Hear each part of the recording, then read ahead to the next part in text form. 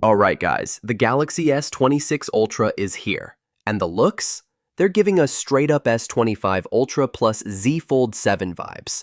If you've been following the leaks, you know what's coming. This phone feels familiar, but it's packing some seriously next level tech inside. Let's break it down. What's actually new? What's upgraded? And what's a little confusing? So, let's start with the display. Samsung's using a brand new M14 OLED panel with COE tech. That's color filter on encapsulation. Basically, the screen is thinner, brighter, and less reflective than before. Imagine taking off your screen protector and suddenly everything just pops. That's the kind of clarity we're talking about.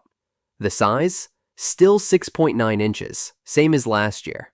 But the interesting part, Samsung's introducing Flex Magic Pixel technology. It can actually detect when you're in public and automatically hide sensitive info. There's even a new toggle in One UI 8.5 called Privacy Display. So yeah, your phone is now smart enough to say, hey man, maybe don't show your Tinder DMs in the subway. Absolutely wild. Now, about that massive 4mm hole punch for the selfie camera. Yeah, it's pretty huge. Before you start imagining a brand new monster sensor, don't get too excited. It's still the same camera, just with a wider 85-degree field of view, so you'll fit more people in your selfies. Same quality though. Design-wise, Samsung's sticking to the flat-edge design, uniform bezels, and a centered camera hole. The corners are slightly softer this time, and yep, the S Pen has been moved to the very edge of the phone. Flip it around, and you'll notice the camera setup looks chunkier.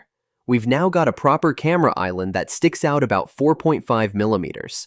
You'll definitely feel that when it's on a table. So, there will be 200 megapixel Samsung HP2 main sensor, 50 megapixel JN3 ultra-wide camera, 50 megapixel Sony IMX854 periscope, 5x zoom, and 12 megapixel S5K3 LD telephoto, 3x zoom. So, same megapixel madness, but hopefully, finally, with better image processing this time. Now, this is where things get spicy. The Galaxy S26 Ultra is going all in on the Snapdragon 8 Elite Gen 5. Previously, it was rumored that the S26 Ultra will have the Exynos in the selected market. But the smaller S26 and S26 Plus will still use the Exynos 2600. But the Ultra? Snapdragon everywhere. Global domination. Specs are pretty wild. Up to 16GB LPDDR5X RAM, 1TB UFS 4.1 storage, Bluetooth 6.1, and somehow it weighs just 217 grams, lighter than last year. And after 6 long years, Samsung's actually upgrading charging speeds. The S26 Ultra will come for 60 watts wired and 25 watts wireless charging.